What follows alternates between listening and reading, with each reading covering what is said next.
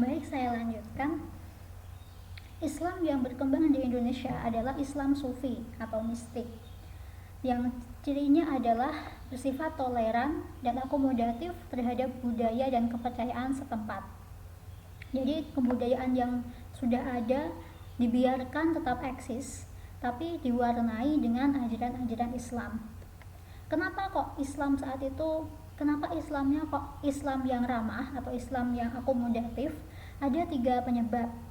Yang pertama, karena pada saat itu Islam mengalami masa kemunduran, yaitu runtuhnya dinasti Abbasiyah oleh serangan Mongol, sehingga politik Islam pun mengalami kelemahan, ya. Jadi masalah keilmuan dan masalah politik itu mengalami kelemahan,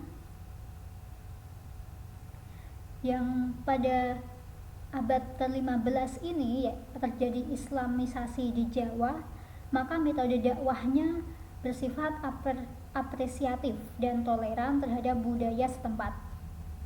Jadi tidak melalui perang, tapi melalui sufi atau melalui tasawuf, ya. Jadi nilai-nilai Islamnya itu yang ditanamkan. Yang kedua, karena masyarakat Jawa sudah mengenal tepos liro dan bersedia membuka diri terhadap budaya atau pandangan luar. Jadi ketika Islam yang datang, apalagi Islam ini kan agamanya yang datang agama mudah, ya, memudahkan secara sederhana, mengajarkan ketuhanan, kemudian mengajarkan kesamaan derajat, maka Islam itu mudah diterima oleh masyarakat Jawa. Yang ketiga adalah karena sebelumnya, yaitu agama Hindu-Buddha, itu sudah ada ajaran tentang ketuhanan, sudah mengenal konsep religiuitas, meskipun modelnya yang sedikit berbeda, ya. Jadi mereka itu sudah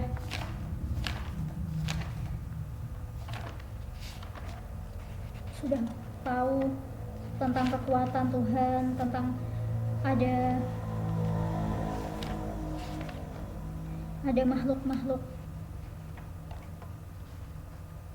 yang seperti malaikat begitu, ya. Jadi dengan melihat alam, maka dia itu sudah dapat berpikir bahwa ada sebangsa makhluk halus seperti malaikat, dan ada kekuatan Tuhan. Tapi mereka belum tahu namanya, ya, karena kan belum belajar tauhid. Mereka tahu namanya itu ya dari Al-Quran, hadis itu. Jadi 3 hal inilah maka masuknya Islam di Jawa cukup mudah. Islam di Jawa adalah Islam yang sinkretis atau perpaduan, campuran antara Islam dan Hindu-Buddha, ya. Jadi Islamnya itu tidak Islam yang murni seperti Islam di Arab, tapi Islamnya itu sinkretis.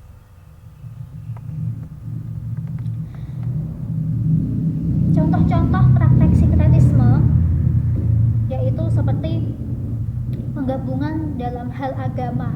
Contohnya ada ajaran ilmu sejati. Ajaran ilmu sejati ini ya ajarannya Nabi Muhammad kepada imam yang dipelajari Imam Syafi'i, kemudian kepada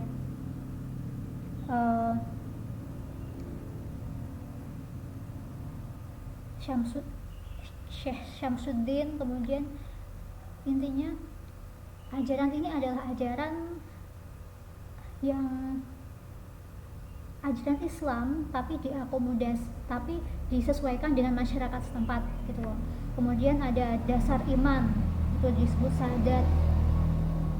Jadi orang Jawa itu kan menyebutnya kan sekatenan, ya. Sekatenan itu aslinya kan syahadatain, tapi disebut sekaten. Misalkan menyebut Allah itu dengan Gusti Allah, dengan Ingkang Maha Kuwaos, Ingkang Maha Esa, Ingkang Maha Suci, begitu. Jadi khas-khas Jawa itu masih dipakai. Kemudian masalah kepercayaan mengenai alam itu mereka masih mempunyai mitos-mitos penciptaan alam semesta. Mitosnya begini, mitosnya begini. Kemudian konsep silsilah, yaitu penengan dan pengiwo, itu sinkretisme Jawa. Kemudian dalam upacara itu ada upacara Midodareni, upacara Brokoan itu upacara kelahiran anak. Kemudian sepasar, penduren atau selamatan, mupati, selamatan, tedaksiten itu anak kecil yang baru belajar jalan, dikenalkan dengan bumi. Nah itu tradisi Buddha masih ada.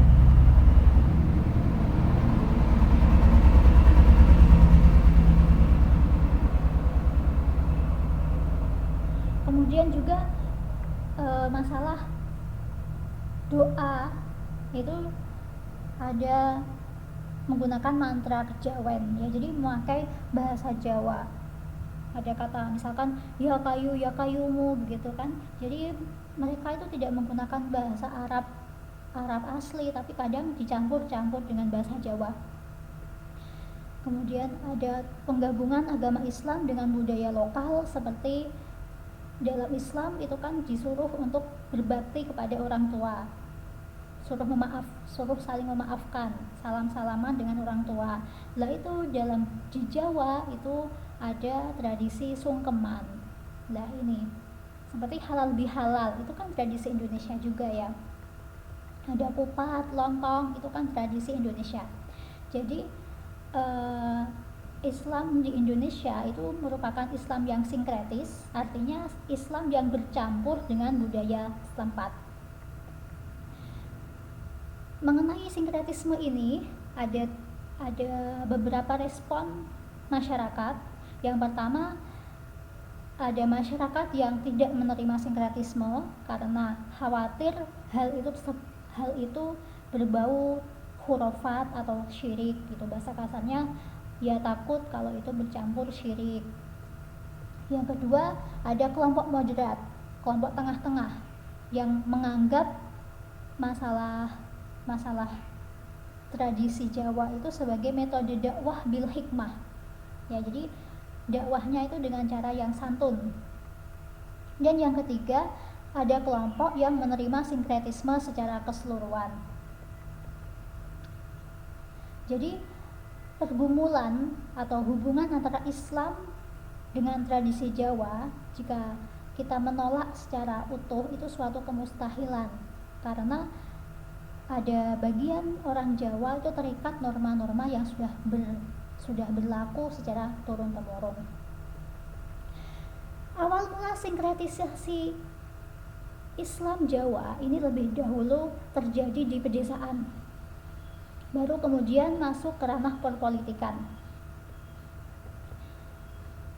Berbicara mengenai politik kerajaan Jawa itu, menurut Clifford Geertz, saat itu kita perlu mengetahui bagaimana potret masyarakat Jawa saat itu. Masyarakat Jawa dibagi menjadi 3. Pertama, abangan. Abangan adalah orang yang mengamalkan Islam yang dipadu-padankan dengan tradisi lokal. Biasanya abangan ini sebutan untuk rakyat desa, petani, dan orang yang hidup di pedalaman. Jadi Islamnya itu Islam samin, seperti Islam KTP, seperti gitu. Jadi Islamnya itu seperti Islam di permukaan saja, dalamnya masih Jawa. Yang kedua adalah golongan santri. Golongan santri ini biasanya hidup di pesisiran. Mereka lebih dahulu menerima informasi-informasi Islam. Mereka biasanya tinggal di pesantren dan bermata pencaharian sebagai pedagang. Kemudian yang ketiga adalah priyayi atau bangsawan yang banyak dipengaruhi oleh Hinduisme. Mereka hidup di wilayah keraton, Pada umumnya mereka hidup di lingkaran tradisi kejawen yang sangat kuat.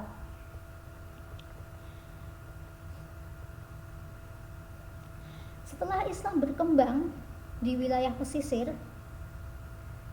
dan diterima dengan baik oleh masyarakat, kemudian Islam itu membangun kekuatan politik yang ditandai dengan kerajaan Demak. Ya, Demak itu kan termasuk pesisir ya, pesisir pantai, Semarang, Demak itu kan begitu. Jadi awal mulanya itu Islam berkembang di Demak oleh Wali Songo, ya, Raden Fatah.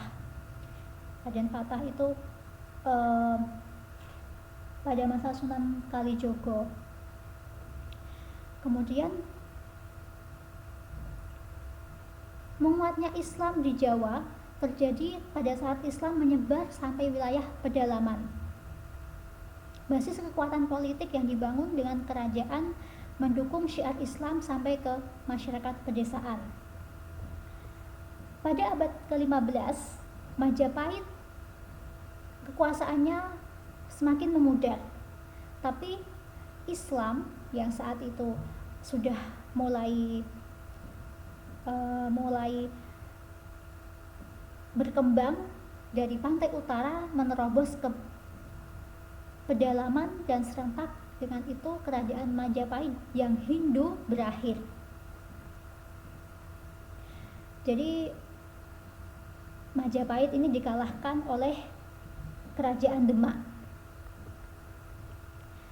Semakin berkembangnya agama Islam di pedalaman Jawa, maka agama Islam yang semula dikembangkan oleh pedagang di pantai utara mau tidak mau harus memasuki ke ruangan pedalaman. Awal mulanya mereka ditolak, tapi lama-lama terjadi setelah melalui pendekatan persuasif. Jadi pada Wali Songo itu kemudian dengan caranya yang santun akhirnya diterima. Sinkretisme Islam ini semakin kuat atau semakin tentara ketika kerajaan Demak pindah ke Pajang, ke Jawa Timur, dan kemudian di Mataram, di mana keduanya secara geografis ini terletak di pedalaman. Pada saat keraton berada di Demak yang merupakan pantai, bibir pantai, hubungan dengan dunia luar relatif mudah. Oleh karena itu ekonomi masyarakat berjalan dengan lancar. Akan tetapi setelah keraton pindah ke pedalaman, yaitu di Pajang, di Jawa Timur, ekonomi masyarakat lebih bertumpu pada pertanian dan menyebabkan kepercayaan lama menjadi marak kembali. Dalam hal itu kekuatan politik Islam juga melemah, sehingga perlu dilakukan syiar yang lebih menjunjung tinggi adat istiadat setempat. Jadi bagaimana caranya agar Islam ini kembali diterima meskipun di pedalaman?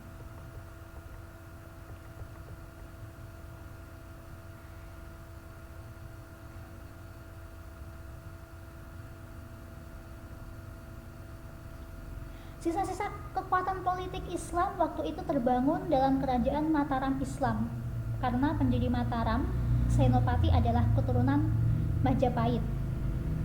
Dia mengkawinkan unsur Hindu dengan Islam, yaitu kejawen. Sinkretisme Islam dan Jawa semakin subur setelah berdirinya Mataram Islam yang tetap menjaga tradisi-tradisi kejawen dalam ritual Islam. Dari